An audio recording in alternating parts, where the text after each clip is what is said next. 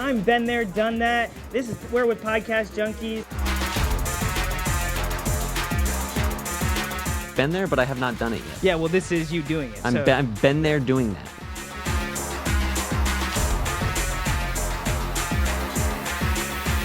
What's up, everybody? I'm Podcastro, and this is the Been There, Done That podcast.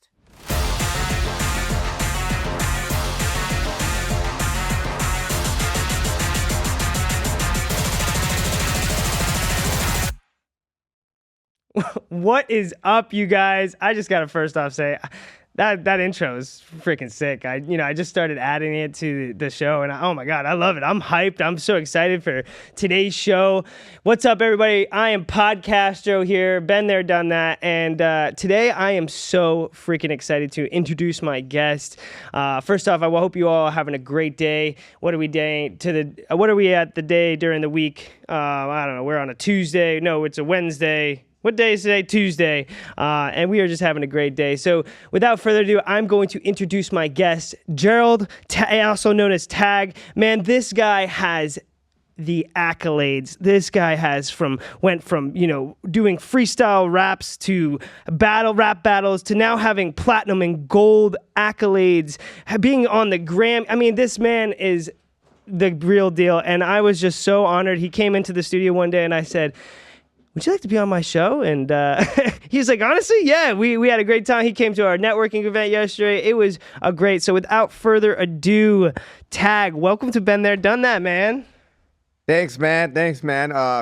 I like that intro and the introduction you gave me. It made me feel a little great, Yeah, I mean, you got stuff to say for it, man. Yeah. You definitely unbelievable, bro. Yeah, your intro was good too. So I like your intro too. Oh, thanks, man. I appreciate that. Yeah, so we just started adding that intro, but I mean, it got me hyped up. I was like, it's funny with a lot of production. That first impression can be really, really important. Yeah.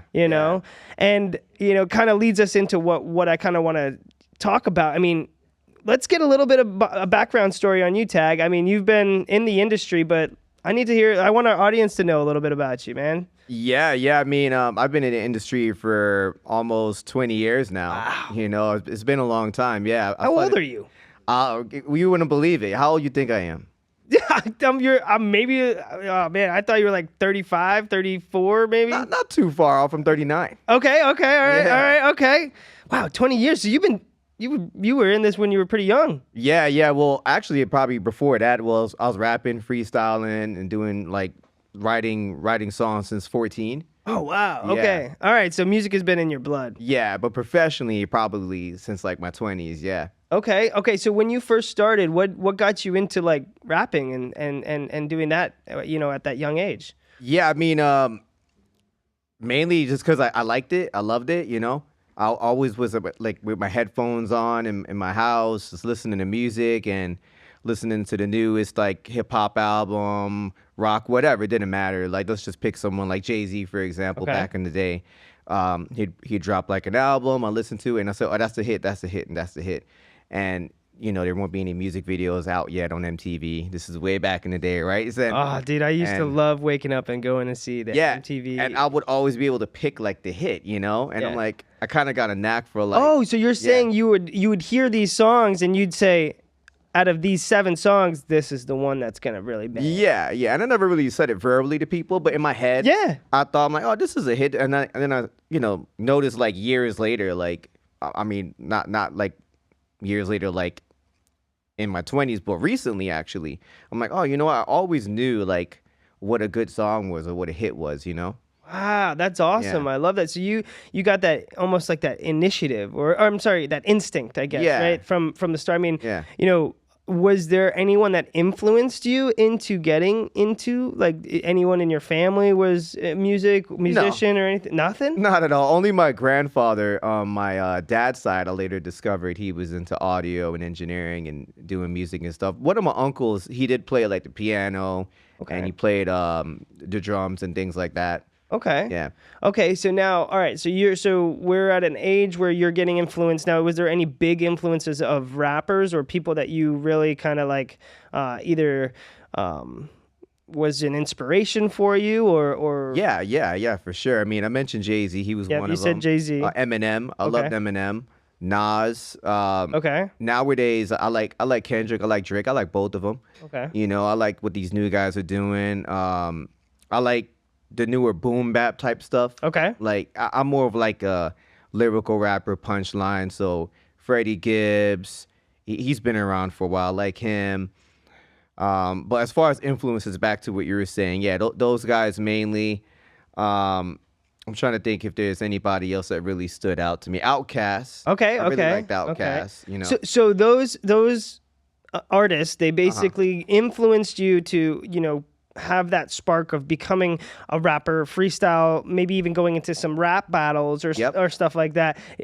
For our audience, do you think you could tell us a quick little rap battle story? Like I've always you see that. What's the movie when Eminem's up there and he's is that 8 Mile? Yeah, 8 Mile. 8 Mile, right? When he's doing those rap. Is that how it is? Is that just how? Yeah, that's basically how it ended up. I mean, it was mainly in high school, like during lunch. Oh, nice. Yeah, sometimes oh, we'd skip classes and stay in all the lunches. Shouldn't have done that, but we'd be rapping, like beatboxing, or not beatboxing, but doing the beat like on the locker or the trash can. I know the trash can, right? But, but it had good sound, Yeah, it got that bass. Yeah, exactly. We would be battling there. I wasn't one of the best, but there was like some more like notable guys in high school that I'm like, oh man, if they can do it, I can do it too. Not just from like looking at the superstars like Eminem or Jay-Z, but seeing people locally, especially in my high school that were doing. I'm like, oh, so I befriended some of them, learned the ropes, and we ended up battling some of them. Sometimes I won, sometimes I lost, Yeah, it happens. For sure. And actually, it's so funny that you're saying this. This is something where we have a little. I used to be the beatboxer for my guys, my really? friends. Yeah, because I'm a drummer myself, so I have that background. So they were always like, yeah, I got the good little, the beats and stuff like that. And they're always like, yo, Ben, I remember. They would wait for me to come to lunch and be like, yo, we need Ben to be, because you're right. Yeah. I actually had friends that stayed in all of the lunches. Like what you're saying right now. Yeah. And it's crazy. And then when I would get in, I wouldn't stay in all the lunches. I would, Yeah. But when I go to my lunch, they would come to me and be like, all right, throw down the beat. So, yeah, it's interesting you beatbox because there's not a lot of like good beatboxers, or maybe they're out there. It's just not like known anymore. But when you see it and you hear it, it's like, oh man, this is like great. Like I would honestly stop and watch like somebody beatbox and rapping, like two people, like kind of like Eric B and Rakim. Yeah. Where he's beatboxing and the other person's rapping. I would watch that versus like going to like an open mic with somebody playing their music and trying to rap and you don't hear nothing. Yeah. I'd rather watch a beatbox and somebody just freestyle and you're just ripping like some bars. It could be a rip, Yeah. I think it's really cool also to see like the synergy with the beatboxer and the because there's times where the rapper will get a pattern, but the beatboxer can also highlight their pattern, exactly right? And know when to do like a drop and come back in. And, triplets or no, all that the energy stuff. is just there. It's different. And so I think that's a really cool like connection right there, right? You're meeting someone that, you're meeting something where it's like, wait a second, that's unbelievable. Exactly. So coming back to speaking on, you were raised, you had all this influence, you were kind of going in these rap battles. Now you kind of got an influence to what gave you the spark to almost like produce, right? Because you're producing an insane. I want to know how you got to this position, right? How I got to engineering, producing, audio. Yeah, of course. So. What happened was once I graduated high school and left the trash cans and the lockers, got into college and I'm like, what am I gonna do? So I didn't really know exactly what I wanted to do, but I did take some like audio electives, right? And that's where I met Eddie Mashal, who's in my bio there, and he was the engineer for Hotel California. He ended up being the engineer for Hotel California. He wasn't the main one. The main guy got sick, so he took over. Really? Ended up doing that song, and as you know, that song is one of the most streamed songs in the world. Anyways, he didn't like rap, but when I was in his class and he would hear me, he's like, I don't like rap, but you're good. And he's like, and you're good at like with your ears, because it's not just like your voice and your vocals and your lyrics, but you have to have really good ears. Yeah. Like someone like Ariana Grande, she could sing very, very good. She has 4 octaves, right? But her ears is what it is. She can hear like if she's off key or on key, you know, and that's very important because a lot of people can't. You know? No, that's one of the most impressive things. I mean, especially when I'm with my musician friends. Yeah. Being a drummer, I've got very good rhythm and time. Yep, exactly. Right? And that's important. where I strive in. And I know it's important, but also it is insane when I see my guitar player play a song and they're like, oh, that's in the key of E. Oh, well, actually, let's play this a 7th step down, and we're going to play this in a key of B flat.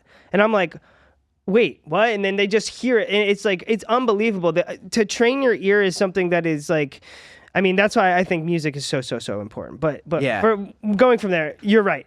Being able to identify music from an ear, from just listening and observing, it's a whole nother game. Well, not only I'm talking to a drummer, you understand the language I'm talking. Yeah, of course. Exactly. So just knowing that I had great ears, and then on top of that, I couldn't really afford the studio time. And at that time, you know, you had to like get studio time. There wasn't really the home studio. The home studio thing was just popping off. We're just starting, right? And if you had one, you know, it did cost a good amount. Of course, yeah. So, you know, so getting studio time and trying to like do my own music, it became difficult, you know, just spending all that money. So I just kept learning, going to school from him. From him. Oh yeah, even after school, like I couldn't afford to go one semester, and he called me, and I was like home sleeping, and I'm like, I roll over, pick up, and it's Eddie, and I'm like, who's this? He's like, Gerald, where are you? I'm like, oh, home. He's like, why the fuck aren't you in class? I'm like, oh. I couldn't afford to go. He's like, so just come to class. So I would go and like sit in the back. Oh. I wouldn't even be like, you know, it's supposed to be in that class because I didn't pay. But anyways, he kept teaching me. And then he let me intern at certain studios he was working at. That's how I like learned the ropes. And I'm like, okay, you know what? Instead of like paying for studio time all the time, I could probably do this myself by just investing the money and getting my own equipment, which is back in the day at that time, it was a lot.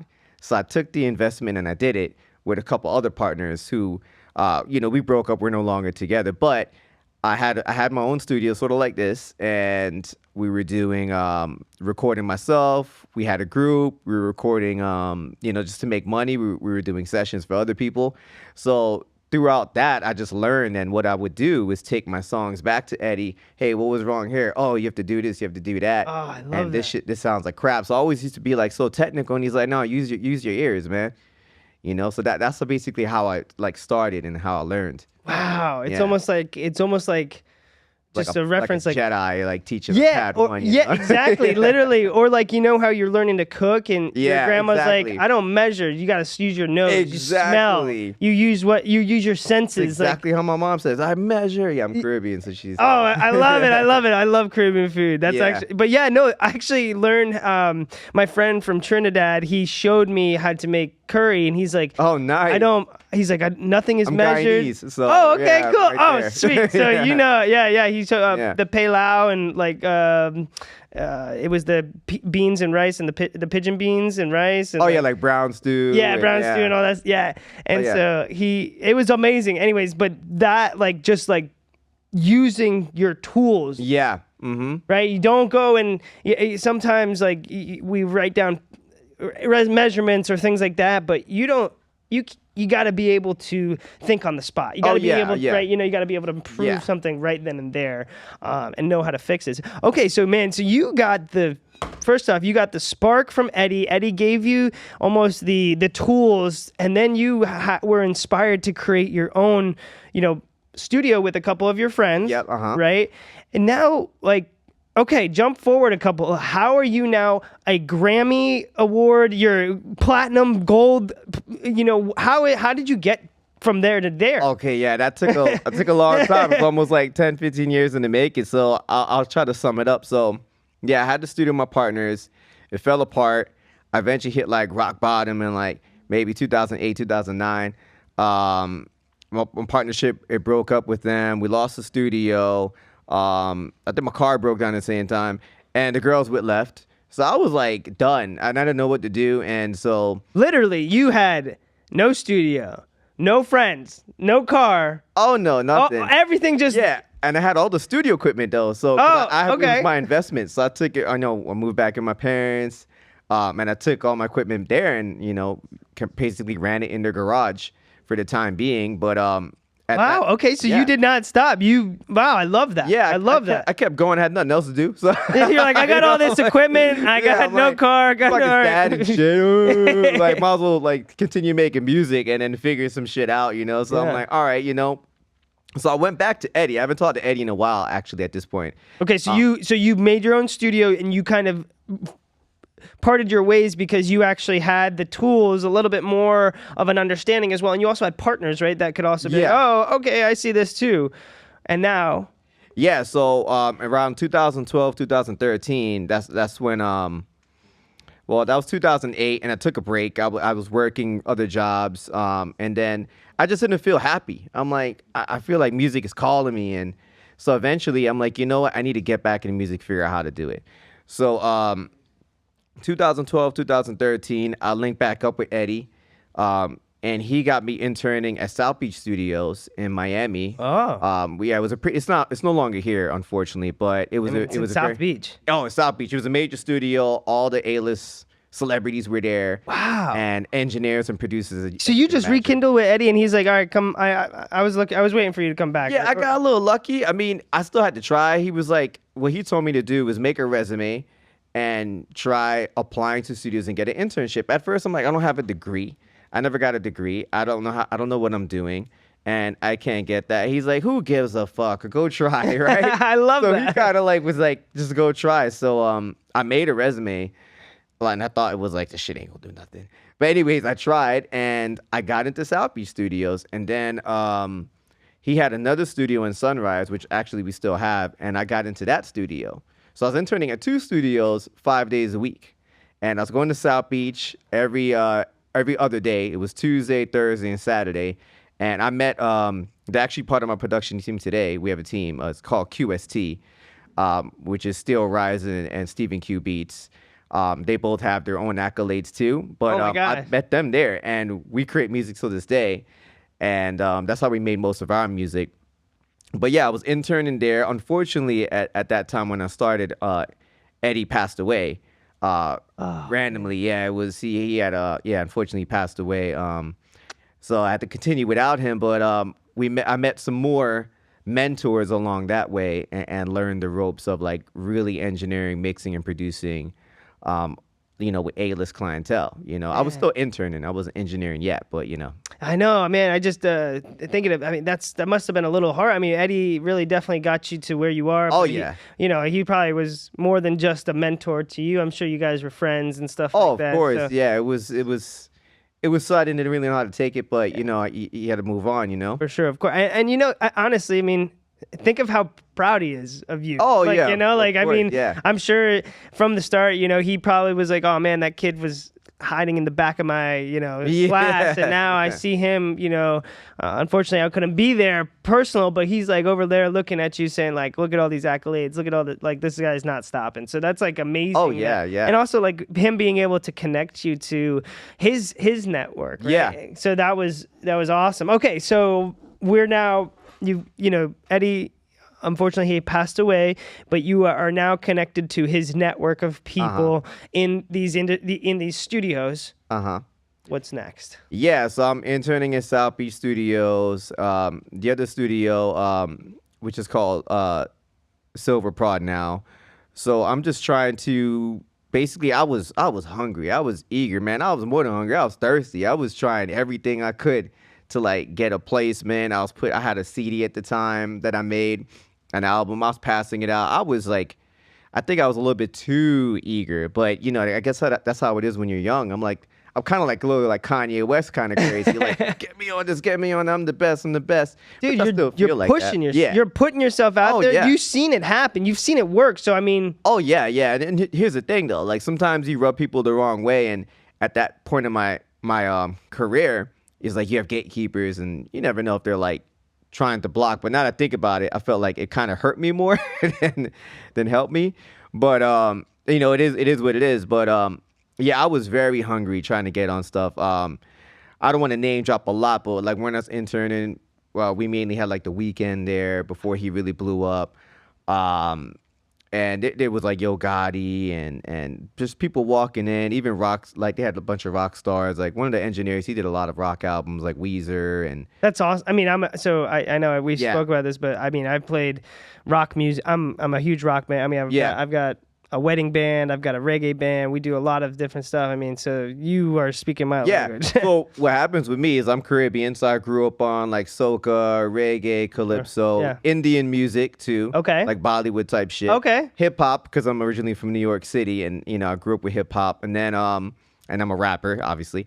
And when I met Eddie, that's when I really got more into like rock and like mixing, because obviously he was, the Eagles, right? Yeah. Oh, yeah. So learning about rock and how to mix drums and guitars, and then to take that back to hip hop or reggae or reggaeton, it really helped me. So that's a really good point there. That's a really good point because I mean, just in getting so diverse in the different genres of music allows you to be so much more applicable for so many different people, of course, right? Yeah. So like, some people are limited to just being I only produce rap music. Yeah.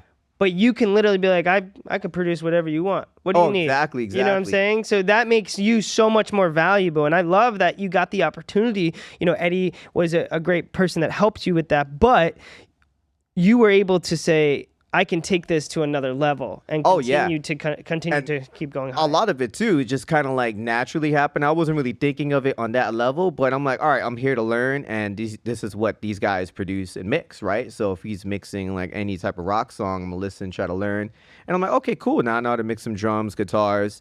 So along that way, that studio ended up shutting down in 2015, unfortunately. So everyone kind of like lost their job. Okay.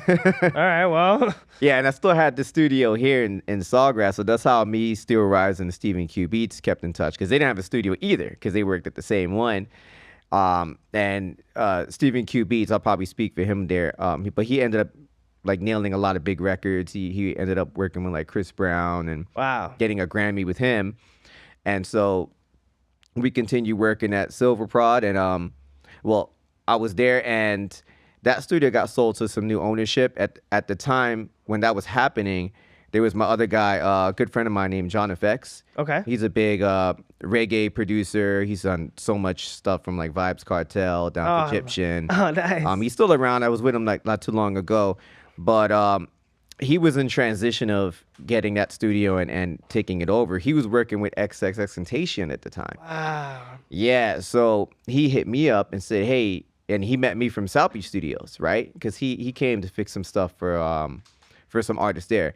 Anyways, so we remember each other, and then on top of that, we're both Caribbean. So the guy that owned the studio in Silver Prod, the former owner, he was Jamaican. So we all were like connected, and the new ownership that took over, they were like, all right, we know John, and John brought X there, right? I never actually met X. Never? I was supposed to, yeah. So the meeting we had when we were supposed to work on his records, that same day he unfortunately passed away. Wow, the day he passed away, you were supposed to meet him? Pretty much, yeah. Oh man, that's it was kind of heavy, and his friends took it very hard, and I heard he was actually a good guy, like a really he was, from what I heard, he was a very good kid. I mean, I know his friends, and obviously John was with him all the time. But yeah, he was a good kid, and he was trying to make, positive changes. And so his mom obviously wanted to, honor his legacy with the records that he had. Mm-hmm. So me and John linked up, and we did a couple records. One of them ended up having Maluma on it, who came to the studio. I met him. Cool guy, by the way. Very cool guy, yeah. I love Maluma. Maluma is someone that I've gotten really in the past couple of years. Yeah. I just started to really enjoy his music. But yeah, he seems like a fun vibe. That's so cool. Oh, he's a great guy. That's so cool. Yeah, and actually I didn't know who he was when I first met him, which is kind of embarrassing. But I mean, I'm glad I know who he is now, but well, yeah, I mean, you did. I mean, assuming you did some music for him, right? I mean, you helped him out with some stuff. So we did the engineering, the vocal production on it, along with another very, very talented songwriter, Edge Barrera. Okay. He's very talented engineer, producer. So Maluma pretty much, he was there for like maybe half the day, but we finished the record in like probably 30 minutes to an hour. Wow, Yeah, that's unbelievable, man. It was done like he already knew what he wanted to do. Put like a little filter on there. He's like, I want to come in like this. Okay, cool. Ready? Yeah, sure. He walks up in there. There with Edge. Edge is like his main like engineer producer, so he trusts him to like touch the keyboard and shit. So anyways, he did what he did, and yeah, after that we just ordered like a bunch of Chinese food and ate and That's awesome. Yeah. Wait, so all right, so real quick, I guess this would be a cool question for like the audience. How long does it? I mean, does it depend on the artist on how long a studio session will take? Or yeah. It all depends on the artist, right? Yeah, it all depends on the artist. Like if you're working with like a A-list, like someone who's big like that, there's a lot of scheduling. So you might just be at the studio for like 4 hours waiting for them, or a couple hours, or they're right away. So it really just depends on your schedule because they're pretty busy. Okay. But once you get him in there, especially like him, he's pretty talented, so he gets it done pretty quick. That's awesome. Yeah. I actually will kind of know a little bit. I actually worked with Waka Flocka for a little bit. Oh yeah. I did one of my podcasts. We do an anime show, Animanga Junkies, and he actually flew us out to Houston. Oh wow, that's nice. We were on his show. We were on his stage. We were on the back panel. We got him signing cards. We did a stuff.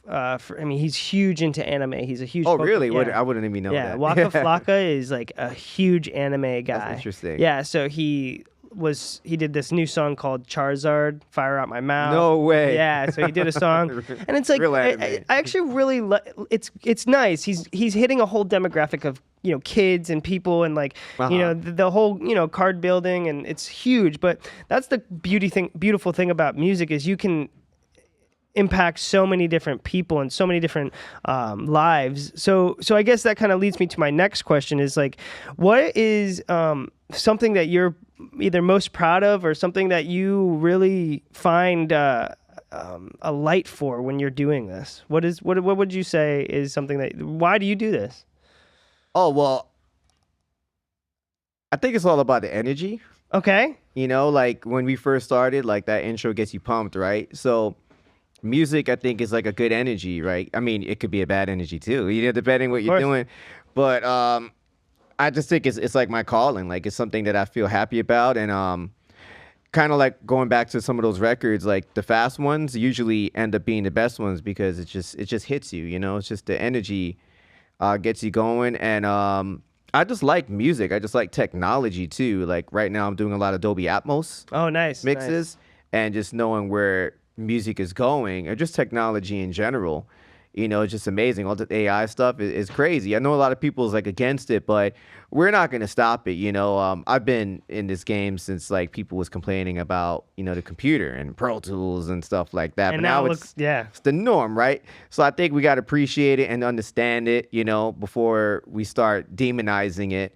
So I think what keeps me going is knowing that it was the right decision for me to do. And I think even I talk about my story and how long it took me to get. Well, I feel like it took me a long time to get here. There are just certain things I would have done a lot sooner, Okay, so that quicker. actually leads me to one of my questions: is if you were able to go back to Tag in let's say 2005. Yeah. What is a piece of advice you'd give to Tag? Calm down. Relax. It's gonna happen. It's all about I guess they say God's timing or just let it happen.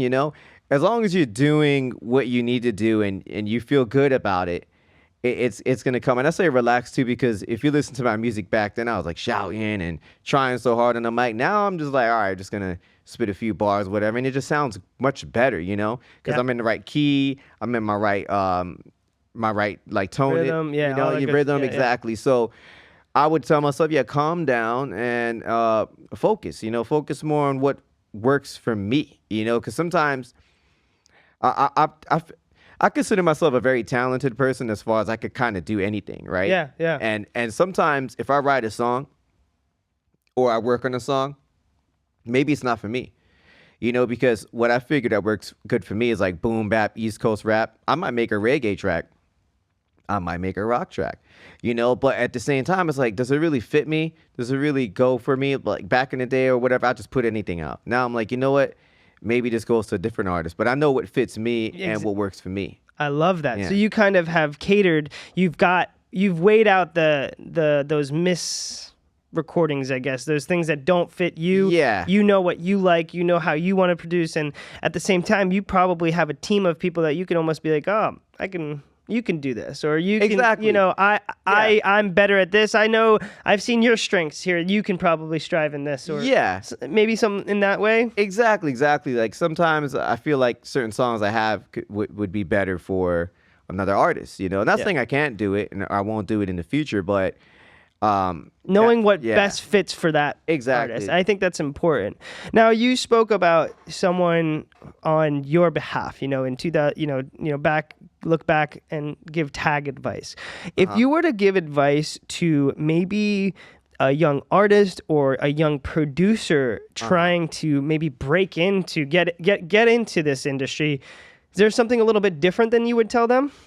Yeah, actually, it's gonna sound like it contradicts what I just said. Okay. But try everything, do everything, right? But learn quick.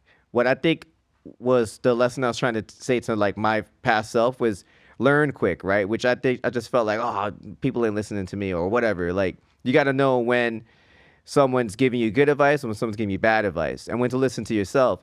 But try everything, because you got to analyze it. You got to look back, come outside yourself like you're looking at yourself like another person, and analyze what's working, what's not working. You know, and what was working, lean into that, double down on it. What's not working, trash that shit. You know, like I love it. It ain't worth it. You're right. You know, you're right, and that's gonna help so many people out there, because there are so many people stuck up or stuck on certain thing, and they're stuck on trying to get a perfection. Like, you know, something I tell my podcasters: if you wait for your podcast to be perfect, you're gonna be mute for the rest of your life. Yeah, exactly. You know what I'm saying?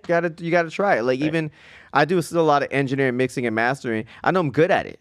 So, all right, I'm gonna double down on it. I'm not gonna quit rapping. I could out rap a lot of people. I'm gonna continue rapping. I love it. You know, so that's the way I look at it. All right. So before we wrap things up, I got a couple more things that, you know, we didn't get to touch on your accolades. So maybe we can kind of just go ahead and give a little bit of what you've created, of what accolades that you have.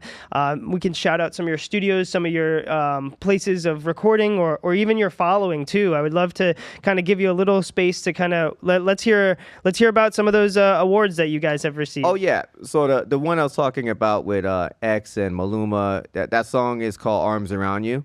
It's now a platinum record. So that was like my first big one. Nice. I have a gold record with Y&W Melly from Warner. Okay. I'm also certified by Dolby Atmos as a Dolby Atmos engineer.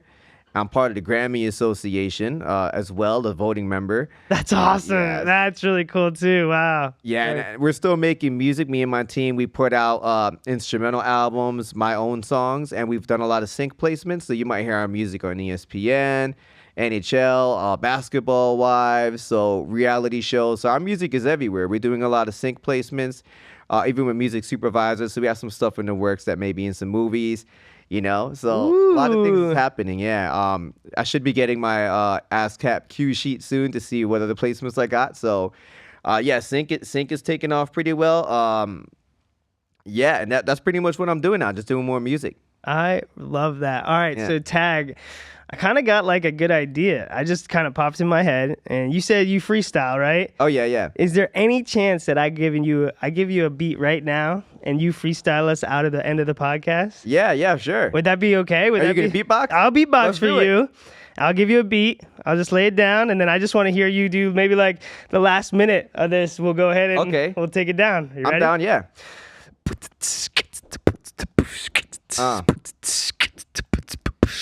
Yeah. Yeah. I'm on Podcast Junkies here with Podcastro. Interview. He's not an asshole.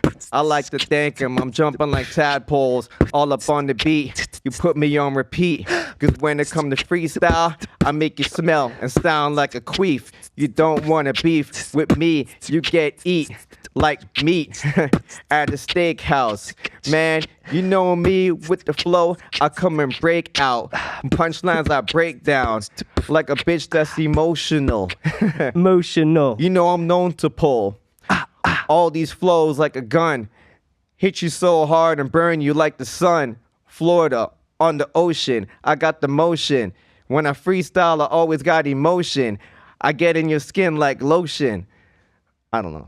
I loved it. No, I was good. I stopped boxing because I just wanted, or beatboxing because I just wanted to hear that end flow. Oh, that was great. I can keep going. No, that was great. No, that was great. That was all. I think that was great. I loved it. Thank you so much, Tag, for being on. Been there, done that, man. Thank you, man. This was great. And guys, thank you guys so much. I hope you guys enjoyed this episode. I mean, there was so much in here. We had talks about Grammys. We had talks about artists. We had talks about, I mean, from nothing to something, man. From rap battles to platinum gold, like platinum. It's amazing, Tag. Thank you. I just want to say thank you again for coming on this show, and I'm really looking forward to keeping connected with you, and we'll actually maybe we'll play some music sometime. Yeah, for sure. All right, guys. Thank you so much. All right, thanks everybody. Podcastro out. All right.